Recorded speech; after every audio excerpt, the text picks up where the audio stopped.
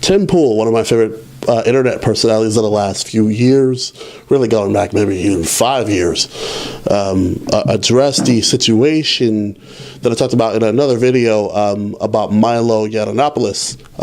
Milo was giving a speech at UC Berkeley, or was about to give a speech at UC Berkeley, where black protesters showed up and caused a ruckus. Other groups showed up and threw rocks, and there was a near riot. And he did give a speech. So I think Tim gives an interesting point of view that I'd like to share with you today. In a video called Milo and Antifa in the Right to Free Speech. Here's Tim Pool. Last year, recently, Black Bloc protesters shut down a Milo Yiannopoulos speaking event in Berkeley. We also had the issue of Richard Spencer getting punched in the face in Washington, D.C. And so now there's this big conversation about what free speech means. I keep seeing people share this comic from XKCD about how, you know, the First Amendment protects your right to free speech, meaning the government can't stop you from speaking. But that doesn't mean you'll be free from the consequences of your speech. Now, here's the important distinction I want to make. Okay, before he goes into that, I think he's right in terms of legal terms. That's what the First Amendment states. It states that the government can't come in and say that you can't say that.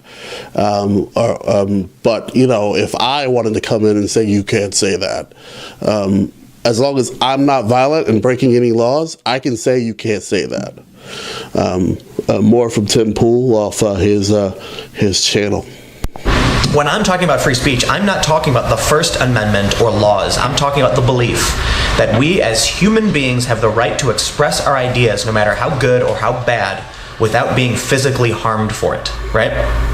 So I want to clear that up. We're not going to mix up free speech and the First Amendment because they're two different things. And now I want to explain something to you.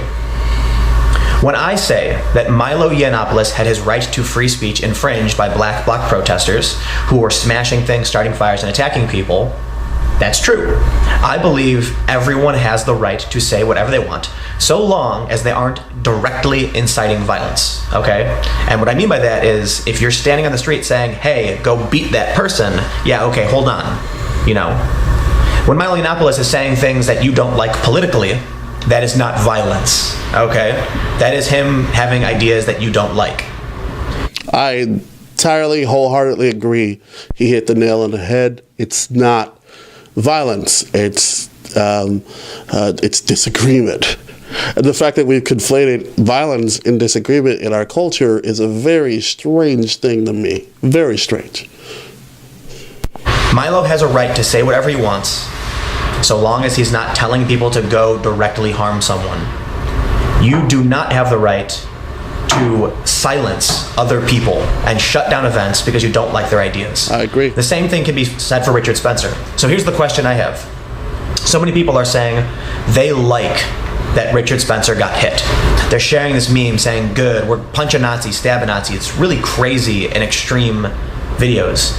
If you haven't seen this or heard this, Richard Spencer, a white nationalist, was standing on a street corner giving a media interview when a guy ran up to him right prior to Trump's inauguration. He ran up to him, punched him in the face, ran away. That's what he's speaking of. I'll put a link to it below. Richard Spencer has some of the worst politics anyone has ever heard. I think everyone agrees with that.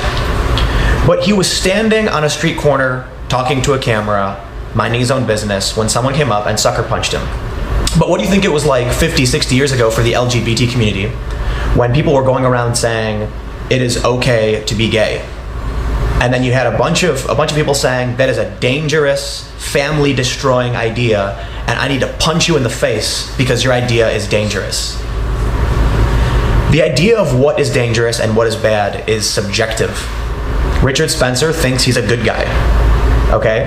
The point is, just because you don't like someone's ideas doesn't mean you can hit them, because you're telling everyone else they can hit you too.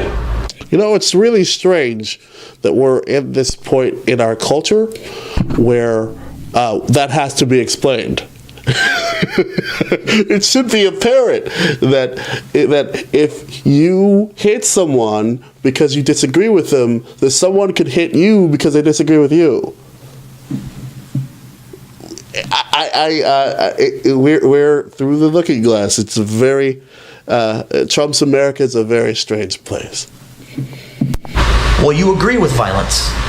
So the last thing I want to clear up that I've been seeing is this argument that's been happening for years, probably longer than I've been alive, over what violence is. And I'm seeing tons of people post online saying things like, the state is violent because the state allows poverty and things like that. Okay, violence has a definition.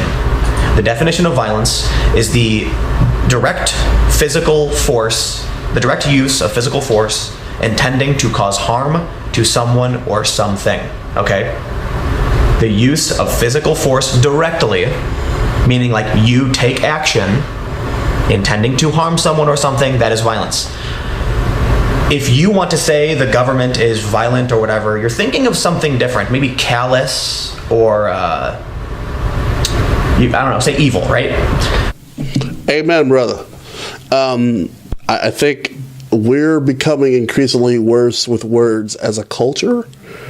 We're not this. We're conflating different terms because it's one term we learned. I did a video on the term impeachment versus removal from office. Removing someone from office does not equal impeachment. You do need you need to impeach in order to remove, but impeaching doesn't mean to remove someone. Bill Clinton was not removed from office. Richard Nixon wasn't even removed from office. He resigned. They're not one and the same. Yet what we do more and more in this era is not worry about what words mean, but what the words make you feel. It's truthiness. But there's a difference between a politician passing a law that may result in poverty and people losing their homes and someone taking a Molotov cocktail and throwing it into a building. Those are two different things. When you run up to someone and punch them in the face, you are being violent. When you take a brick and throw it through a window, you are being violent. When a politician passes a law that has negative consequences, that isn't violence. That is not a direct physical action intended to cause harm. It's something else. So I'm not saying it's right? So when the government does things that cause harm, yeah, that's bad. But call it what it is, whatever the word is. I don't know. Call it something else. Because all you're doing is confusing people when you say that violence, it's not violent to smash a window. Well, then the average person looks around and they're like, what do you mean? That's literally the definition of violence. Okay? Stop changing the definitions of words. Long story short, the whole point of this video is that I'm getting really frustrated seeing people say that free speech doesn't mean you're free from consequence. If we as a society value the right to speak your mind without being harmed, then you have to hold yourself to the same standard as everyone else. Free speech protects the worst speech and the best speech. And because our society is always evolving, it's important to speak freely. Imagine if 50, 60 years ago someone said, this man is promoting marijuana usage, and that's going to result in poverty and destruction, and that is violent. So they started beating pro-marijuana activists. I think you get the point I'm trying to make. If you like videos like this, then you can subscribe. That's Tim Pool making a really excellent point. I encourage you all to subscribe to his channel. There'll be a link below to his channel and this video. He's got a ton of awesome videos. One I was just watching was about Gary, Indiana, where he was walking through ruins in the middle of town, and just an amazing looking and scary video. To look at some of the urban decay that's going on in our society. So once, if you're interested, click subscribe or or hit like. Let me know what you think.